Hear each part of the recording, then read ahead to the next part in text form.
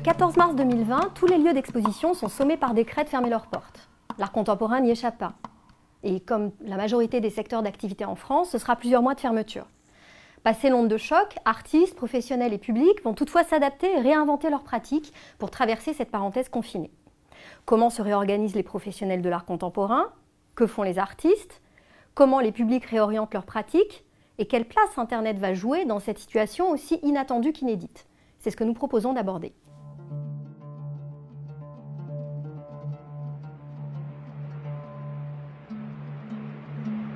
Si on prend l'exemple des FRAC, les fonds régionaux d'art contemporain, on observe qu'ils se réorganisent rapidement et lancent dès mars les FRAC chez vous. Ils utilisent les réseaux sociaux, diffusent une feuille d'information commune et continuent à promouvoir les œuvres et les artistes et à faire leur travail de sensibilisation à l'art. On pourra ainsi revoir des vidéos d'exposition ou des visites singulières, comme celle du chanteur Philippe Catherine. Mais on pourra aussi découvrir ou redécouvrir des dispositifs d'initiation à l'art contemporain. C'est quoi un FRAC? Conquête de l'art. On pourra aussi voir autrement les expositions qui étaient programmées in situ. C'est ainsi que l'exposition Démarche du FRAC PACA s'invite à la maison. Le FRAC Bretagne lance quant à lui ses livreurs d'art et celui d'Île-de-France nous propose le bureau des confinés. Le monde des galeries a investi aussi la toile avec des projets originaux en réaction à la situation. Les exemples seraient trop nombreux pour cette présentation, mais on pourra citer l'initiative du galeriste Kamel Menour qui a demandé aux enfants du monde entier d'illustrer la question « Et pour toi, c'est quoi le monde d'après ?» et qui a exposé leurs œuvres dans sa galerie. Du côté des musées, déjà très investis en temps normal dans le développement d'une offre culturelle en ligne, avec des expositions virtuelles, des jeux vidéo, ils ont très vite déployé tout leur savoir-faire et ont été très présents et innovants tout au long du confinement. Enfin, on pourra évoquer l'émergence de nouveaux espaces partagés et participatifs de diffusion, comme le Covid Art Museum, un musée virtuel qui accueille les créations produites par des artistes, mais aussi par tout un chacun. On y trouve des créations très liées aux préoccupations majeures de la crise sanitaire et par exemple sur les masques.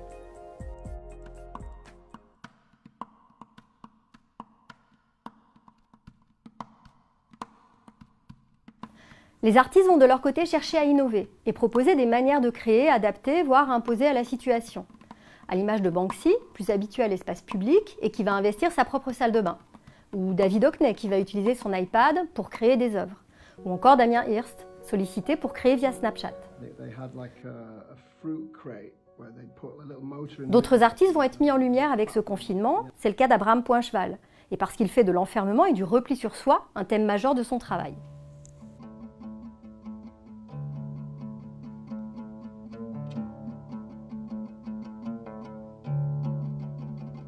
Du côté des publics, que s'est-il passé pour tous les habitués privés d'exposition, mais aussi pour ceux qui allaient croiser l'art contemporain en temps de confinement?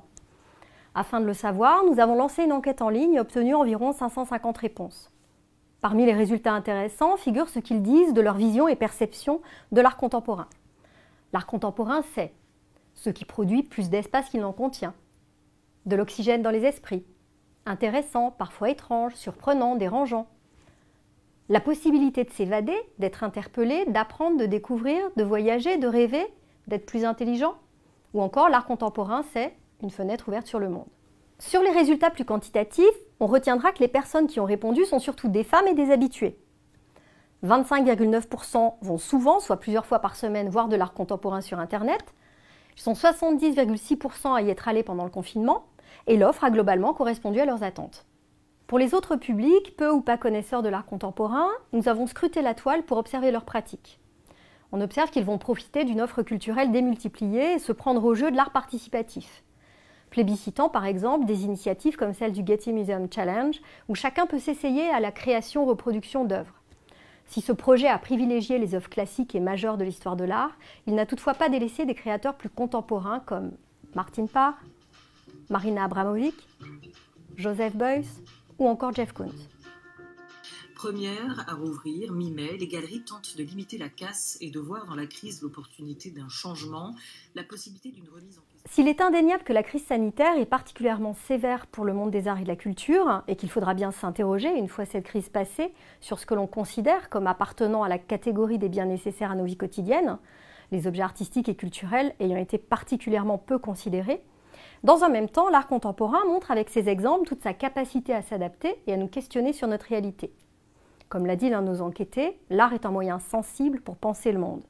Alors regardons de plus près les œuvres actuelles et ce qu'elles nous enseignent pour réfléchir à ce que nous voulons dans le monde d'après.